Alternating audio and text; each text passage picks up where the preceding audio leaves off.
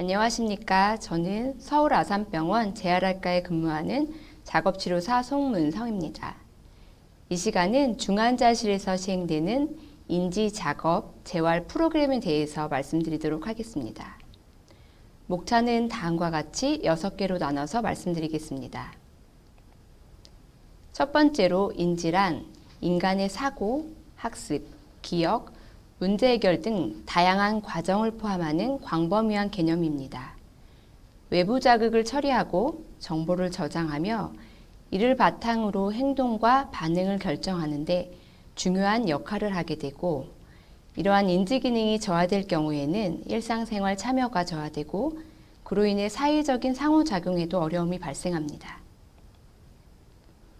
중환자실 선행 연구에 의하면 중환자실 퇴원 후 1년 동안 서서히 인지 기능이 회복되기도 하지만 30에서 80%의 퇴원 환자는 인지 기능이 입원 이전의 수준으로 회복되지 못하는 것으로 보고되었고, 또한 중환자실에서 발생하는 선망은 급성 뇌기능 장애의 형태로 여러 선행 연구에서 인지 장애와 관계가 있음이 보고되었습니다. 선망의 경우 기간이 길수록 인지 기능 중 실행 능력과 전인지 기능에 부정적인 영향을 미침을 연구를 통해 확인할 수 있었습니다. 이런 인지장애들이 중환자실 퇴원 환자의 일상생활을 저해하는 요소들이 될 수 있습니다. 중환자실 환자의 인지적인 특성은 다음과 같습니다. 먼저 주의력 결핍이 나타나게 됩니다. 이는 한 가지 과제에 집중하는 것이 어렵고 외부로부터 얻게 되는 중요한 정보를 받아들이는 데 어려움을 겪게 됩니다. 다음은 기억력 저하가 나타납니다. 이는 장기, 단기 기억 모두 영향을 받게 되고, 이는 최근 일어난 사건이나 다양한 정보를 기억하는 것이 어렵습니다. 또한 지각장애가 나타나는데요. 지각장애는 주변 환경을 인식하지 못하거나 선망을 경험하게 됩니다. 이런 선망은 재활치료를 받는 데 있어서 많은 제한을 가져오게도 됩니다. 다음은 사고 과정이 느리게 나타나고, 이는 문제 해결 능력의 저하를 보이게 됩니다. 중환자실 치료 후 겪게 되는 이런 집중치료 증후군은 특히 기억력, 집중력, 또한 집행 기능에 문제를 보이게 됩니다. 인지치료 평가 및 중재에서 인지재활 평가 도구는 환자의 정확한 인지 기능을 평가하고 치료 계획을 세울 수 있습니다. 또한 재활의 진행 상황을 모니터링하며 치료 효과를 평가할 수 있고 개별화된 맞춤형 접근이 가능합니다. 평가 도구는 다음과 같이 CRSR, KMMSE2, 모카 등이 있습니다. 중환자실에서 사용이 용이한 CRSR과 KMMSE2에 대해서 말씀드리도록 하겠습니다. 첫 번째 도구는 CRSR입니다. 이 평가는 의식이 저하되어 있는 환자의 인지 기능이나 행동적인 반응을 측정하는 데 사용되는 평가 도구입니다. 평가의 세부 항목을 보시면 먼저 눈뜨기, 언어 반응, 운동 반응, 기타 영역으로 나누고, 눈뜨기 항목은 자발적으로 눈을 뜨는지, 자극에 대해서 나타나는 반응을 평가하게 됩니다. 언어 반응은 소리를 낼 수 있는지, 또한 단어를 사용하는지, 언어적 지시 이해 능력과 의사소통을 평가하게 됩니다. 다음은 운동 반응으로 자발적인 움직임을 보이는지 명령을 이해하는지, 또한 명령을 이해하고 수행을 하는지 등의 운동 기능을 평가하게 되고, 마지막 기타 영역은 기본적인 반사와 환자의 의식 수준 등을 평가하게 됩니다. 이 평가의 총점은 23점으로 점수가 높을수록 의식 수준이 높은 것으로 평가됩니다. 다음은 KMMSE2입니다. 간단하게 인지 기능을 평가할 수 있는 도구로 치매, 뇌졸중 등의 인지장애 환자의 인지 상태를 평가하는 데 가장 많이 사용되고 있습니다. 평가 세부 항목은 다음과 같이 5개로 나눠지며 진압력, 주의집중, 시공간, 기억력, 언어 기능 등입니다. 총 점수는 30점으로 24점 이상일 경우 정상범주이고 23점 이하일 경우에 인지기능 저하로 치료가 필요합니다. 다음은 제가 근무하는 기관에서 현재 외과계 중환자실에서 인지치료를 시행 중인데요. 인지치료 프로세스를 간단히 설명드리도록 하겠습니다. 우선 대상자를 선별하게 됩니다. 대상자는 SICU 입실 72시간이 경과한 환자로 라스 스코어 -1에서 +1이면서 협조 가능한 환자입니다.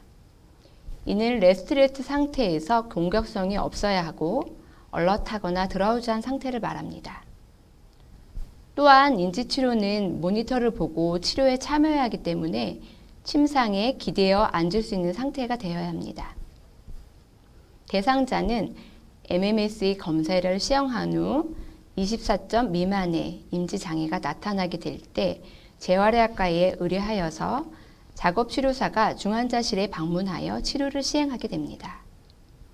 중환자실 퇴실 시 재평가를 시행하고 24점 미만으로 평가될 경우에는 치료실에 방문하여서 지속해서 치료를 시행하게 됩니다. 전산화 인지치료는 컴퓨터를 이용하여 주의력, 기억력, 문제 해결 능력 등의 인지 기능을 향상시키기 위해서 적용되는 것으로 다양한 프로그램들이 있는데 컴코그, 레아컴, 베러코그, 코트라스 등의 프로그램 등이 있습니다. 이 중에서 제가 근무하는 기관의 중환자실에서 사용하는 컴코그는 다음과 같이 주의력, 기억력, 집행기능, 시공간 기능 등으로 나눠져 있는데요. 중환자실 환자들은 주로 주의력과 기억력 부분에 접근을 필요로 합니다. 주의력은 정보에 대한 처리를 지시하는 인지 능력으로 대부분의 인지 기능, 일상생활 활동의 기초가 되는 능력입니다. 프로그램은 다음과 같이 다양한 것들이 있으며 간략히 소개드리도록 하겠습니다. 주의력 프로그램 중 첫 번째는 기초 시지각 프로그램으로 공이 화면에 나타나면 공을 찾아서 누르는 것입니다. 또한 시각적 주의변별 프로그램은 여러 토끼 중에서 다르게 생긴 토끼를 찾아서 누르는 것인데 이것은 환자들이 확연히 눈에 띄는 차이는 쉽게 찾을 수 있지만 단계가 올라갈수록 차이들이 세밀하기 때문에 이때는 오류가 좀 더 나타나는 경우들이 있습니다. 또한 집중이 저하된 경우는 정해진 시간 안에 찾는 것이 어렵습니다. 다음은 기억력에 대한 프로그램입니다. 기억력은 정보를 저장하여 회상하는 능력을 말하고 이는 학습이나 문제 해결 등의 인지 과정에서 중요한 역할을 하게 됩니다. 기억력은 크게 단기 기억과 장기 기억으로 나눌 수 있습니다. 단기 기억은 감각 기관을 통해 유입된 정보를 일시적으로 저장하는 것이고 장기 기억은 감각 입력이나 단기 기억 과정을 통해 처리된 정보를 지속적으로 저장하고 필요할 때마다 사용하게 됩니다. 기억력 프로그램도 다음과 같이 그림 기억, 단어 기억, 숫자 기억, 위치 기억, 청각 기억 등 다양합니다. 다음은 기억력 프로그램 중 좌측은 단어를 기억하고 그림으로 찾는 프로그램이고 우측 위쪽은 숫자를 기억하여 핸드폰 같은 번호판에 순서대로 누르며 기억력을 향상시키는 프로그램입니다. 우측 아래는 공간 기억 활동으로 카드의 위치를 기억하여 찾는 프로그램입니다. 환자의 기능에 따라 단계별 프로그램별로 제공하게 됩니다. 중환자실에서 전산화 인지치료를 시행하는 모습들입니다. 조기 인지치료를 접근하면서 중환자실에서 퇴실 시 인지장애 유병률이 약 40%로 저희가 검사가 되었는데요. 이후 인지치료를 적용하면서 최근에는 30% 정도로 감소하는 결과를 관찰할 수 있었고 이는 인지치료의 조기 접근의 중요성을 확인할 수 있었습니다. 다음은 작업치료에 대한 부분입니다. 작업치료는 개인의 일상생활 활동에 참여할 수 있도록 하는 것으로 WFOT에 의하면 작업치료에서 말하는 작업은 개개인의 가족과 지역사회에서 시간을 보내며 삶의 의미와 목적을 부여하는 일상의 활동을 의미합니다. AOTA는 작업을 시간과 발달에 따라 8가지로 분류하였는데요. 중환자실 환자는 이 8가지 중에서 기본 일상생활 활동과 휴식과 수면이 포함될 수 있겠습니다. 중환자실에서 작업치료의 필요성을 보면 다음과 같은 것들이 있습니다. 먼저 환자의 개별적인 문제를 파악하고 맞춤형 치료를 시행할 수 있습니다. 또한 의식기능 회복을 돕고 신체 기능과 일상생활 수행 능력을 향상시킬 수 있습니다. 일상생활을 평가하는 도구는 다음과 같이 MBI, PIM, 카츠 ADL 척도 등이 있으며 가장 많이 사용되는 것은 MBI입니다. MBI는 10개의 항목을 평가하며 0에서 100점 척도입니다. 식사, 개인위생, 옷 입기, 이동하기 등의 기본적인 일상생활 활동을 평가하게 되고 이를 통해 재활 효과를 모니터링하는 데 유용하게 사용됩니다. 다음은 작업치료 중재 중 첫 번째로 의식기능 회복에 대한 부분입니다.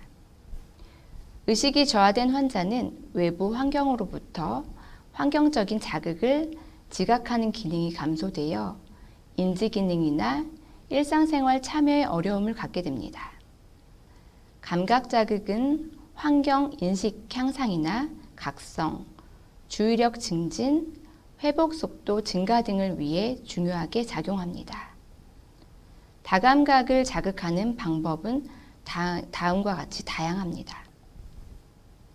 우선 의식 수준을 높이기 위한 다감각 자극의 교육지가 좌측에 있고요. 다음과 같이 평소 듣던 음악, 가족, 목소리 등을 청각 자극으로 제공하게 됩니다. 또한 가족 사진, 이전 여행 사진, 좋아했던 뉴스, 드라마 등을 제공하여 시각적 집중 등의 반응 향상을 유도하게 됩니다. 작업치료 중재의 다음은 신체 기능 회복에 대한 부분입니다. 중환자실 환자는 장기간 침대에 누워 있어 근위축이 발생될 수 있고 손의 협응력 향상을 통한 근력을 회복합니다. 또한 관절 경직을 예방하고 이동성과 독립성을 향상시키기 위해 관절 가동 범위를 유지합니다. 상체 및 손의 근력을 향상시켜 일상생활 참여를 증진시키기 위해 상지 근력 운동을 시행하게 됩니다. 다음은 작업치료 중재 중 일상생활 기능 회복에 대한 부분입니다. 다양한 일상생활 활동은 독립적인 식사를 위한 스푼, 젓가락 사용을 연습합니다. 또한 언어적 의사소통 제한으로 어려움을 겪는 경우가 있기 때문에 글씨 쓰기 연습을 통해서 의사소통 기능을 증진시키거나 소동작 기능을 향상합니다. 상의를 입고 벗기 활동에 참여하기 위해서 단추를 풀거나 끼는 활동들을 시행하게 됩니다. 이외에도 자조활동 증진을 위해 입, 코, 얼굴을 닦거나 양손 닦기, 머리 빗기 등의 일상생활 활동을 연습할 수 있겠습니다. 중환자실 환자의 작업치료의 중재 효과는 첫 번째 의식 회복을 증진시키고 두 번째 관절 가동 범위, 근력, 손기능 등의 전인적인 기능 회복을 도모하게 됩니다. 세 번째로 조기 작업 치료를 통해 빠른 일상생활 및 사회 복귀를 지원해주고 네 번째, 그로 인한 환자의 삶의 질이 향상됩니다. 네, 중환자실에서 치료를 하면서 느낀 점은 조기 재활의 중요성입니다.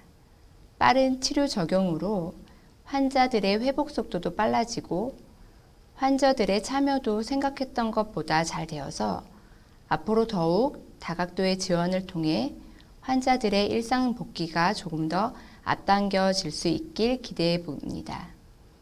이상으로 중환자실 환자의 인지 작업 재활 프로그램에 대한 발표를 마치도록 하겠습니다. 경청해 주셔서 감사합니다.